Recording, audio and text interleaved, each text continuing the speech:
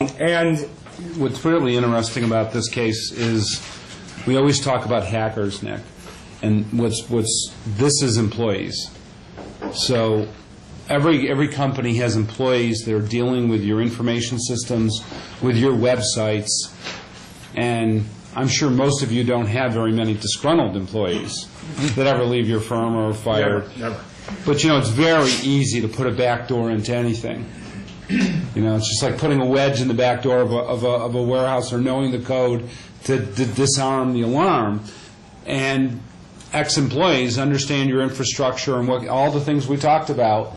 They can do any one of those things, even if they're not disgruntled, if they just think they deserve a bigger piece of the pie or deserve something else. So it's not just hackers. This is a great case because it was an ex-employees. Yeah, and in fact, if you look at a lot of the criminal cases that are brought by the Department of Justice, a lot of these really do relate to disgruntled employees. Using the exact techniques that Ben was just talking about, where they go in, they get fired, they think they're owed something, and they go in and they destroy the system. A number of cases out there like that where this has come up.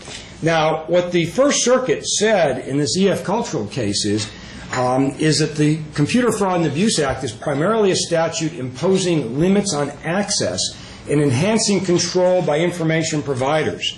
Now, what all that means is that you, as companies, can set the predicate for the violation here. It's kind of like being able to put up the rules on authorized access, and you can do it through agreements like they did with the confidentiality agreement. And it's very similar to criminal trespass, putting up a no trespassing sign that in a lot of jurisdictions is enforced through the criminal process.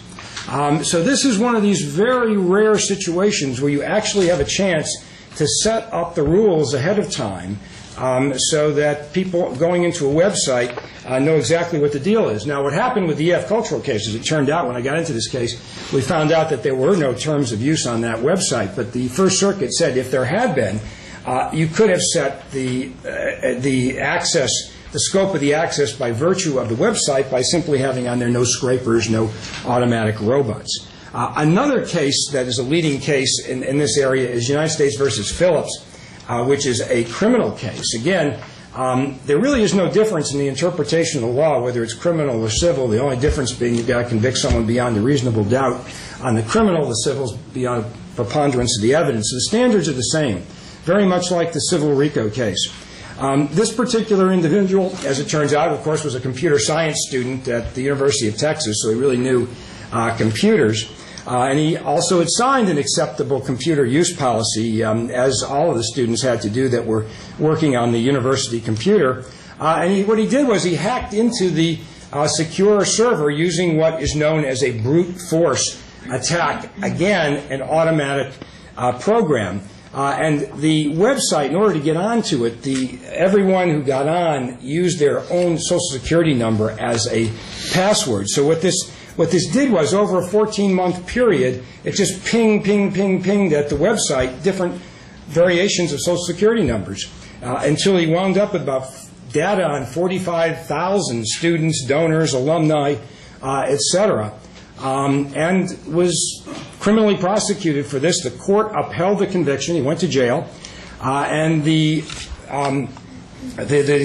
standard that the court set there was in terms of authorized access. Again, the charge was that Phillips accessed this computer without authorization, or the other part of it is exceeding authorization. And what the court held was that the standard was exceeding expected norms of intended use. That even though there wasn't a sign up on the website, what he did with this brute force attack exceeded the norms of intended use, a similar standard that's in the Second Circuit in the Morris decision. The other area that I'll touch on briefly that Ben talked about, and I think I may have talked to some of you, and we called to just alert you and remind you about today's session, with respect to copyright. There is another tool out there that is very important, the Digital Millennium Copyright Act that was enacted back in 1998. Again, the key here is you've got to hope that the attack, that they've taken your website, which Ben just described before, taking your website wholesale, putting it somewhere else so that people go to it, leave information, personal, financial information, that in turn is then used to essentially rip you off by getting your credit card information, banking information, that it's in the U.S. If you're dealing with a website that's being served out of the U.S., you're really out of luck in terms of self-help. Law enforcement is getting better. There's more cooperation. And normally what I like to do with these is take them on a parallel track, reporting it to the Secret Service, which, by the way, is the agency that deals with this for the most part. You'd think it's the FBI, but it's the Secret Service. But you never know what they're going to do. And so if you have the opportunity to actually be able to do something yourself, what's great about this Digital Millennium Act is I've seen websites taken down in 24 hours based on the server people being so nervous about the copyright violation that they are forced to take it down. It's cheap, it's quick, and it's easy. And so it's certainly an option to keep in mind. So that's kind of what you can do from the legal standpoint. I mean, there are tools out there. These are the ones that are in the civil area. There's others as well. Even common law causes of action, such as conversion, which the New York State Court of Appeals finally said after many years now applies to intangible items such as data. So there are a number of different strategies you can use for self-help to get into court immediately to do something about it. But I think there's another way you can attack this problem as well initially, and that's from the technology standpoint. And so, Ben, if you could talk about, what can people do? I mean, all these things that you talked about, it's always better if you can somehow prevent this from happening in the first place, recognizing that no website is Fort Knox, that some smart guy out there is going to think of a way to get around it. I mean, what are the kinds of things that people can do? Well, the first and foremost thing is to train your development staff or ensure that your developers, whoever is putting these technological websites and web applications together, is trained on common security practices and things, what not to do and what to do. We do a lot of scanning. We look at vulnerabilities. We look at a lot of companies and see where they have fallen awry. And the number one thing is that their developers didn't realize that by putting a form this way, someone could put an SQL command in, or by not handling the URLs properly, someone could do these session IDs. And that starts just right in your own firm. Make sure that you have best practices in place. Make sure that there's education and strict ways that you will accept and do things to make sure that you're protected. But you have to say, though, Nick, when you're relying on human beings doing the right thing, you have budget cuts, time frames, people have to rush to get things done, you bring in contractors, you buy third-party software, you can't completely get control of this. Well, let me ask you a little bit about that, because it's best practices. I mean, right now you've got statutes, for example, Massachusetts requiring a certain kind of encryption. You've got the state of Washington requiring encryption if you're sending Social Security numbers over the Internet, as well as Connecticut, for example. And they all seem to be, the trend seems to be that you have to be on top of whatever the best practice is. And I think that's the issue. How do you find out what the best practice is? It's not like there's a book you can go to or a website, is there? I mean, how does one keep on top of this? Because you're really dealing, are you not, with a moving target that changes daily. Well, it is. You have to keep on top of it. And there are published documents, and we're going to talk about some of the agencies that are out there in some ways that you can keep on top of these things. But you bring up a really good, important point. No matter how much you research, this is a moving target. This is changing every day. You could be completely secure today and some vulnerability is discovered. And don't forget, when they publish the vulnerabilities, they publish them to the bad guys too. And as soon as one is published, it's just like security on your PC. You're constantly, as soon as that vulnerability is out there for your Outlook or your Windows, it's out to everybody in the big bad world, and they're being told, hey, here's a way to go after somebody. So there are agencies out there. We'll talk a little bit about WASC in a few minutes, but you have to keep on top of this stuff. You just do. The second way is penetration testing. And this is probably the oldest way of protecting yourself that's been around. That's where you hire a security expert. They portray themselves as a hacker. A lot of these people are from security agencies and are experts. And they come in and they try to, as Nick was talking about, brute force, just brutally forcing trying every technique they know to break into your website, and then they give you all the results and tell you what to do. This is very expensive. It's usually done on an annual, biannual basis. And the problem with it is you could go through the penetration test and be right up to date, and then 2 weeks later there's a whole bunch of new vulnerabilities. So you can't afford to have one of these guys on staff all the time. I'm sure a lot of your firms and companies have had penetration tests done. But again, it's a moment in time.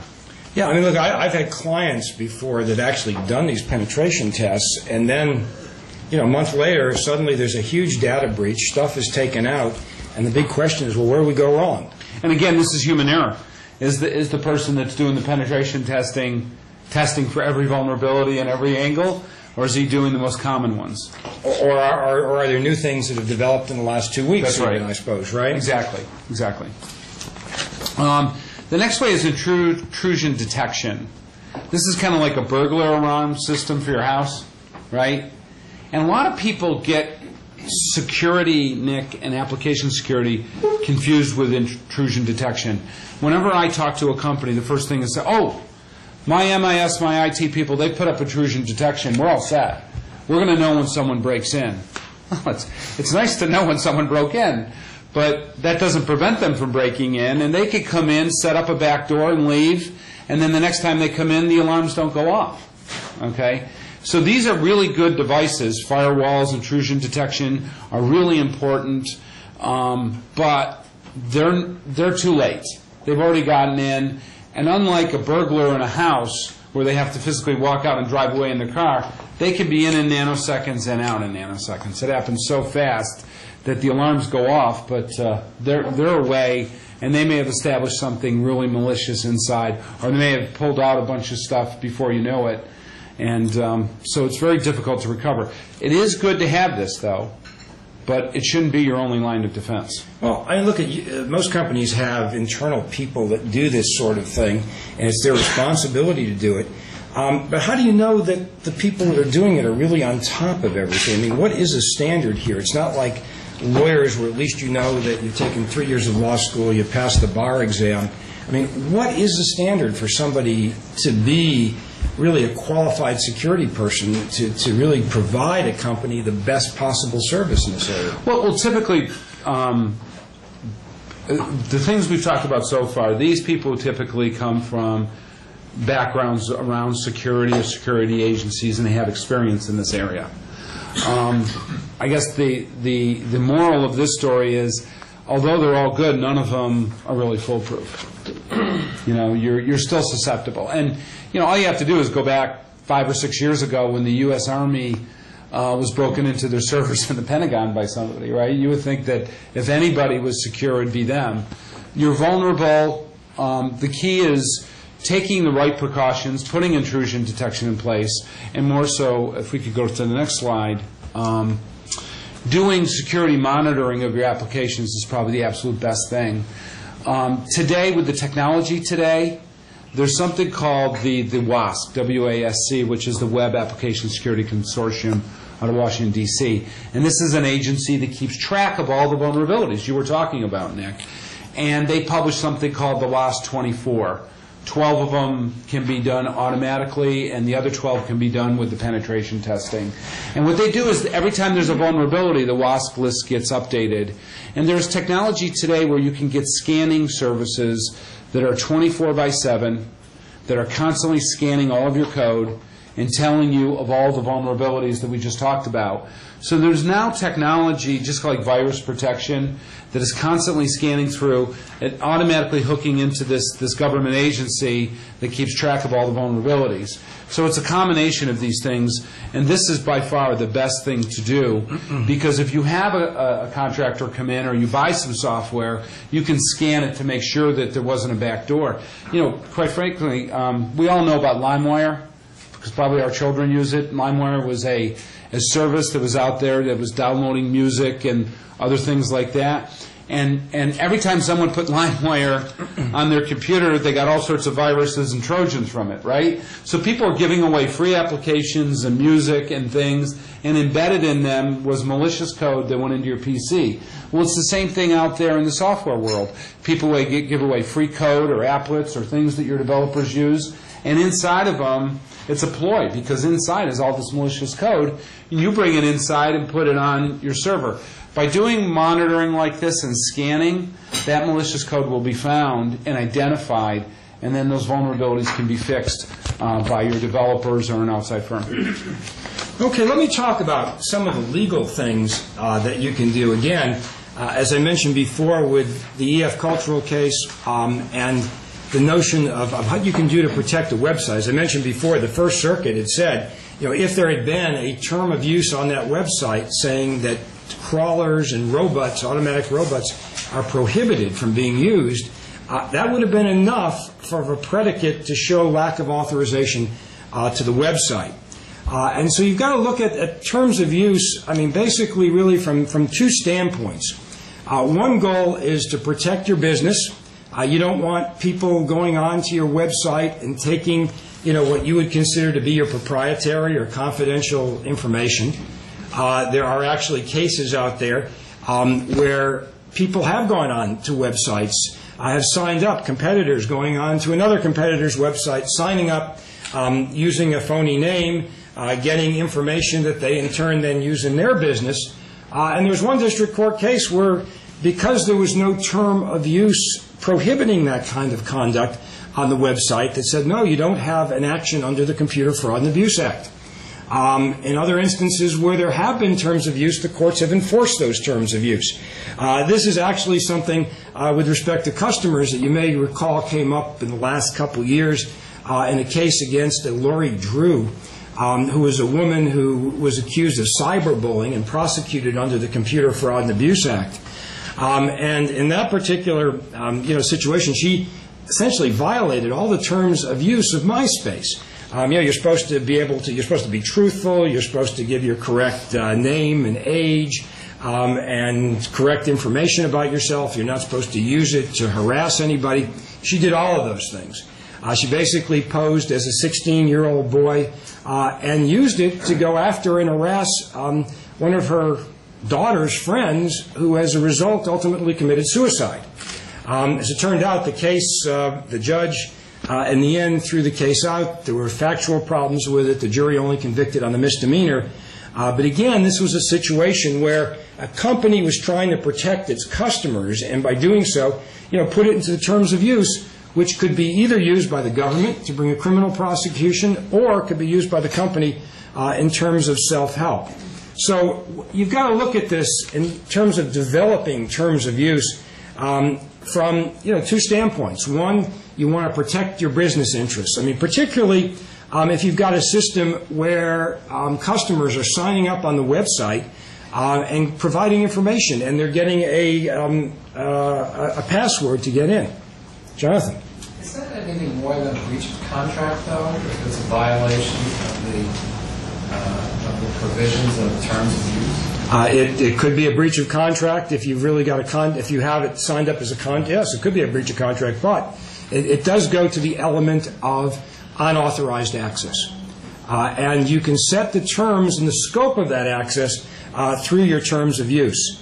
You want to make sure that people who use your website are providing accurate registration information. You want to limit the use of the account to registered users at one computer at a time. You don't want people setting up systems that can just kind of deluge your website and take over information.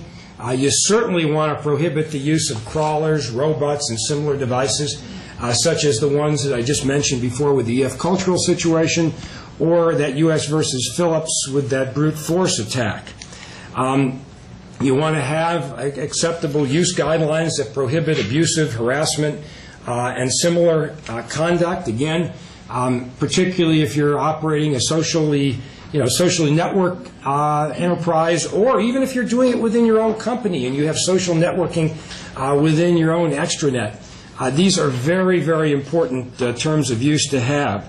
And also specific limitations on the use of the materials. You don't want people using it to compete against you. And the courts will enforce that. That's the kind of information that you can put on your website.